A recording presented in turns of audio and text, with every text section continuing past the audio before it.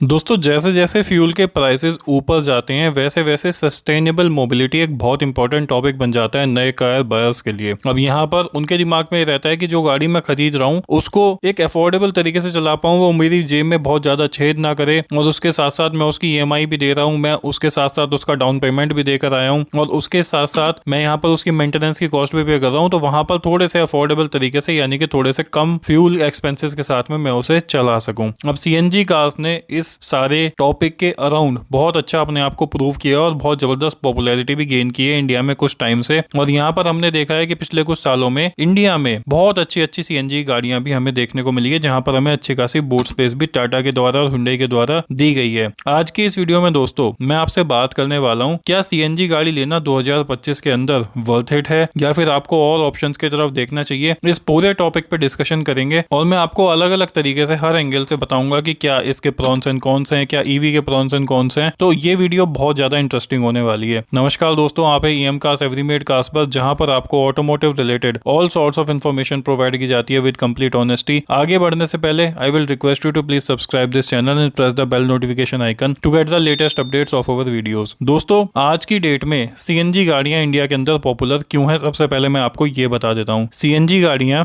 बहुत जबरदस्त popularity gain करी है उन्होंने पिछले कुछ टाइम से, क्योंकि उनकी जो रनिंग कॉस्ट होती है वो काफी ज्यादा लेस एक्सपेंसिव होती है एज कम्पेयर टू पेट्रोल या डीजल गाड़ियों के। उनके एमिशंस भी कम होते हैं, उनका माइलेज भी बेहतर होता है, और सीएनजी की कॉस्ट भी आपके पेट्रोल और डीजल के मुकाबले कम होती है, जिस वजह से बहुत सारे लोग उसको प्रीफर करते हैं। इसके कुछ मैं आपको की पॉइंट्स बता देता हूँ। लोअर फ्यूल कॉस्ट यहाँ पर आपको देखने को मिल जाती है, यानी कि यहाँ पर आपकी जो सीएनजी की कॉस्ट होती है वो काफी कम होती है पेट्रोल और डीजल के मुकाबले, जिसकी वजह से कॉस्ट इफेक्टिव हो जाती है। ज्यादा माइलेज यहाँ पर आपको देखने को मिलता है। एक सीएनजी की गाड़ी आमतौर पर आपको 20 से 25 किलोमीटर पर किलोग्राम का माइलेज ऑफर कर देती है, जो कि काफी ज्यादा है आपकी पेट्रोल गाड़ी के मुकाबले। ये गाड़ियां आपकी एनवायरमेंट फ्रेंडली होती हैं। यहाँ पर सीएनजी के एमिशंस आपके काफी ज्यादा कम होते हैं, और जिससे कि एनवायरमेंटल इंपैक्ट भी आपको काफी कम देखने को मिल जाता है। गवर्नमेंट इनिशिएटिव्स, दोस्तों गवर्नमेंट भी सीएनजी के फ्यूल नेटवर्क को एक्सपेंड कर रही है धीरे धीरे, और बहुत ज्यादा इंसेंटिव्स भी ऑफर करती है क्लीनर ट्रांसपोर्टेशन के लिए। अब दोस्तों हम कंपेयर कर लेते हैं CNG versus petrol versus EV को, कि यहाँ पर कौन सी गाड़ी आपके लिए 2025 में बेहतर है। तो उसके लिए सीएनजी, पेट्रोल, ईवी तीनों गाड़ियों के प्रॉन्स और कॉन्स को एक बार देख लेते हैं, यानी कि उनके पॉजिटिव और नेगेटिव को एक बार देख लेते हैं।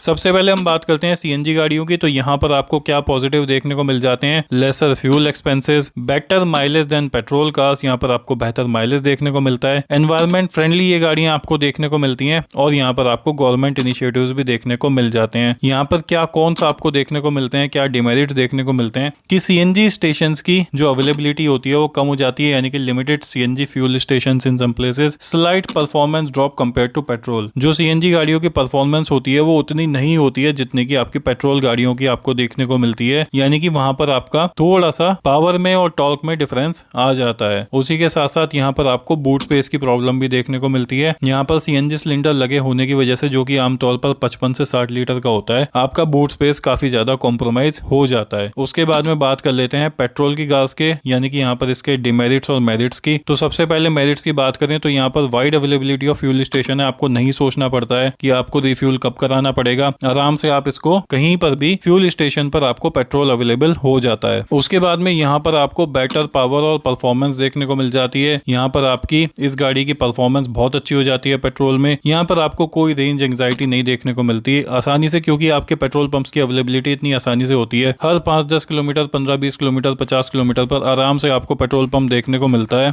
अब अगर बात करें इसके डिमेरिट्स की, तो यहाँ पर आपको इसकी जो फ्यूल कॉस्ट है वो हायर देखने को मिलती है। अभी देखो मैं रहता हूँ गुड़गांव में, और यहाँ पर हरियाणा में 95 रुपीज का पेट्रोल है, लगभग 100 रुपए के आसपास भी बीच में चला गया था, फिर थोड़ा कम हुआ है। और किसी किसी स्टेट में जहाँ पर स्टेट टैक्सेस और ज्यादा होते हैं, वहां पर 100 रुपए से ज्यादा शायद महाराष्ट्र वगैरह में आपको देखने को मिलता है। इसका जो माइलेज है वो कंपेयर टू सीएनजी गाड़ी कम होता है, तो यहाँ पर आपको थोड़ा लो माइलेज। अगर एक आज की डेट में कॉम्पैक्ट एसयूवी जो कि हर कोई लेना चाहता है उसके माइलेज की मैं बात करूं तो 10-12 kmpl लोकल सिटी में ट्रैफिक में देखने को मिलता है, और 15-16 के आसपास वो हाईवे पर डिलीवर कर देती है। मैं एक एवरेज माइलेज बता रहा हूँ, ठीक है, थोड़ा कम थोड़ा ज्यादा गाड़ी टू गाड़ी डिपेंड करता है, ये आपको माइलेज देखने को मिल जाता है। अब बात कर लेते हैं ईवी की, कि इलेक्ट्रिक व्हीकल जो कि आजकल बहुत ज्यादा पॉपुलर हो रहे हैं, बहुत सारे ब्रांड्स उसको ऑफर कर रहे हैं। यहाँ पर आपको क्या पॉजिटिव और नेगेटिव देखने को मिलता है। ईवी गाड़ी के अंदर अगर हम पॉजिटिव चीजों की बात करें तो यहाँ पर आपको जीरो एमिशन देखने को मिलते हैं। ये ये गाड़ियां आपको इको फ्रेंडली देखने को मिल जाती हैं। और यहाँ पर दूसरा एडवांटेज इस गाड़ी के अंदर आपको लो ऑपरेटिंग और मेंटेनेंस कॉस्ट, इस गाड़ी की सर्विसिंग वगैरह कुछ होती नहीं है क्योंकि यहाँ पर इंजन होता नहीं है, सीधा बैटरी होती है, तो बहुत ही बेसिक सी मेंटेनेंस होती है यहाँ पर। तो यहाँ पर ऑलमोस्ट आपकी ना के बराबर ही खर्चा रहता है। दूसरा, गवर्नमेंट इनिशिएटिव्स भी होते हैं कस्टमर्स के लिए, जैसे कि आप रिबेट वगैरह अपने इनकम टैक्स वगैरह में उसको क्लेम कर सकते हैं, तो 1 से सवा लाख रुपए तक का बेनिफिट वहां पर आपको देखने को मिल जाता है। अब यहाँ पर इन गाड़ियों के जो डिमेरिट्स होते हैं उनकी बात कर लेते हैं। इन गाड़ियों की इनिशियल कॉस्ट बहुत हाई होती है क्योंकि अभी लिथियम आयन बैटरीज आउटसोर्स होती हैं, यानी कि ये बाहर से मंगवाई जाती हैं, तो उसमें आपका खर्चा काफी ज्यादा होता है। एक पेट्रोल गाड़ी के मुकाबले ईवी आपकी महंगी आती है। चार्जिंग इंफ्रास्ट्रक्चर अभी तक पूरी तरीके से इंडिया में डेवलप नहीं हुआ है, और आप अगर कहीं पे ट्रिप प्लान वगैरह करते हो तो वहां पर आपको चार्जिंग का आसानी से नहीं देखने को मिलता है, तो आपको बहुत प्लान करके जाना पड़ता है कि आप अपनी गाड़ी को कहां पर चार्ज करोगे। इनका जो है माइलेज जो होता है वो एज कम्पेयर टू सीएनजी और पेट्रोल गाड़ी कम होता है। आपको लगभग 200 सवा 200 की आमतौर पर एक रेंज देखने को मिलती है, मैक्सिमम 300 किलोमीटर की, तो उससे आप इतना एरिया कवर नहीं कर पाते हो। ऐसा नहीं है कि आपको 1000-1200 की रेंज देखने को मिल रही है, अच्छी से अच्छी महंगी से महंगी ईवी में भी अब तक 500 सवा 500 किलोमीटर की रेंज आती है। अगर आप एक अच्छा खासा ट्रिप कर रहे हो, 500-600-700 किलोमीटर जा रहे हो, 300 किलोमीटर जैसे ही आपके पार होंगे, आपके दिमाग में एक हेडक बननी शुरू हो जाएगी कि अब मुझे अपनी गाड़ी को रोककर कहीं पर चार्ज कर लेना चाहिए। क्या होगा कि अगर मैं फैमिली के साथ ट्रेवल कर रहा हूँ और मेरी गाड़ी की चार्जिंग खत्म हो गई, तो उस केस में फिर मैं क्या करूंगा। तो यहाँ पर इस सब नतीजों के बाद में सीएनजी गाड़ी अब भी एक तरीके से एक ब्रिज का गैप प्ले करती है और एक तरीके से पेट्रोल और ईवी के बीच में एक रीजनेबल और अफोर्डेबल प्राइस पर आ जाती है, और एफिशिएंट भी है, एनवायरमेंट फ्रेंडली भी है। तो यहाँ पर इन सब चीजों को देखते हुए अगर मान लिया आपको सीएनजी के स्टेशन नहीं भी मिलते हैं तो भी आप उसमें पेट्रोल डलाकर उसको चला सकते हैं, क्योंकि वो डुअल ऑपरेटेड इंजन के साथ में आती है। अब उसके बाद में बात कर लेते हैं दोस्तों कि यहाँ पर आज की डेट में आपको सबसे बढ़िया सीएनजी गाड़ियां कौन कौन सी देखने को मिल जाती है। 2025 की मैं बात कर रहा हूँ, तो यहाँ पर जो है 3 कैटेगरी में हमने गाड़ियों को लिया है। एक है आपका बजट फ्रेंडली, दूसरा है आपका बेस्ट माइलेज जो ऑफर करती है, और तीसरा है आपका बेस्ट 7 सीटर। तो यहाँ पर बजट फ्रेंडली जो आपका आ जाता है वो आ जाता है सबसे पहले Maruti Suzuki Alto K10 CNG, उसके बाद में आ जाती है आपकी टाटा टियागो सीएनजी। ये गाड़ियां आपको सबसे सस्ती सीएनजी गाड़ियां देखने को मिलती हैं। बेस्ट माइलेज की अगर हम बात करें तो मारुति सुजुकी वैगनआर आपको 34 kmpl तक का माइलेज ऑफर करती है, और हुंडई ग्रैंड आइटन नियो सीएनजी भी आपको बहुत अच्छा खासा माइलेज ऑफर करती है, और फीचर्स के साथ में आती है, रोबस्ट माइलेज ऑफर करती है। बेस्ट 7 सीटर सीएनजी कार आपको आज की डेट में मारुति अर्टिगा और टोयोटा रोमियो दोनों सेम ही गाड़ियां हैं, आपको देखने को मिल जाती हैं। अब एक बहुत इंपॉर्टेंट टॉपिक है, और वो लोग ये जानना चाहते हैं कि क्या एक सेकंड हैंड सीएनजी गाड़ियों को लेना चाहिए। भाई अगर आप एक सेकंड हैंड सीएनजी गाड़ी को परचेज करना चाहते हैं तो आपको इन सारी चीजों का ध्यान रखना चाहिए। आपको यहाँ पर सबसे पहले ये देखना चाहिए कि कहीं पर भी कोई लीक्स या फिर कहीं पर भी कोई पार्ट्स वगैरह वॉर्न आउट तो नहीं है। वॉर्न आउट का मतलब है कि कुछ घिस तो नहीं गए हैं, उन चीजों का ध्यान रखना चाहिए। माइलेज वियर एंड टियर देखनी चाहिए।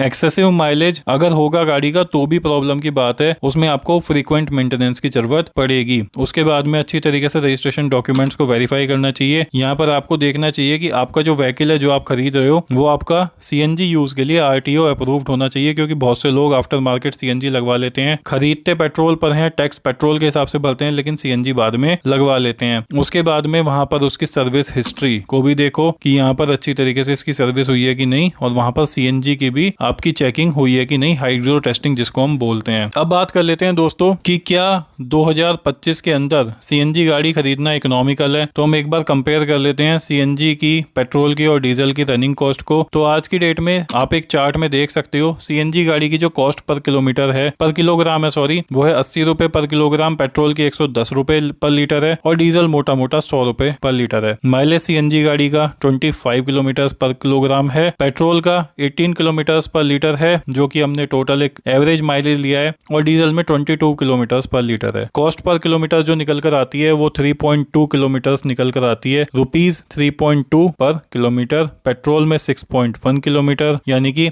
6 रुपीज आपके लगेंगे, 6.1 रुपीज पर किलोमीटर पर, और डीजल में 4.5 रुपीज पर किलोमीटर आपकी निकल कर आती है। तो सीएनजी गाड़ी आज की डेट में भी सबसे ज्यादा चीप हो जाती है डेली कम्यूट्स के लिए 2025 में। तो जिसकी ज्यादा रनिंग है वो अब तक समझ गया होगा कि उसको क्या करना चाहिए। उसके बाद में आपको अपनी गाड़ी की रेगुलर सर्विसिंग करवाना चाहिए, मेंटेनेंस बहुत ज्यादा मैटर करती है, टाइमली इंस्पेक्ट करवाना चाहिए, और यहाँ पर अपनी सीएनजी किट की मेंटेनेंस को इंश्योर करना चाहिए लॉन्ग टर्म फ्यूल एफिशिएंसी के लिए। और उसके साथ साथ अपनी गाड़ी को अच्छे अच्छे से एक्सरसाइज भी करना चाहिए। Seat covers, organisers, floor mats वगैरह भी आप उसके लिए ले सकते हैं और मैंने कुछ एग्जांपल्स अपने वीडियो में भी लगाए हैं, आप उनको जाकर चेकआउट कर सकते हैं ताकि आपकी गाड़ी की ड्यूरेबिलिटी और कंफर्ट इंक्रीज रहे। अब बात कर लेते हैं फाइनल वर्डिक्ट के बारे में। क्या आपको एक सीएनजी गाड़ी 2025 में लेनी चाहिए? और जो मैं आपको रीजंस बताऊंगा, अगर वो आपसे मैच करते हैं, अगर वो आपके समझ में आते हैं तो आपको लेनी चाहिए। तो यानी कि अगर आपको लेनी चाहिए तो अगर आप फ्यूल की कॉस्ट को बचाना चाहते हैं, पहला, अगर आप लंबे डिस्टेंसेस को डेली ट्रेवल करते हैं और अगर आपके घर के आसपास सीएनजी के स्टेशन हैं, अगर ये सारी बातें आपके साथ मैच करती हैं तो आप एक सीएनजी गाड़ी को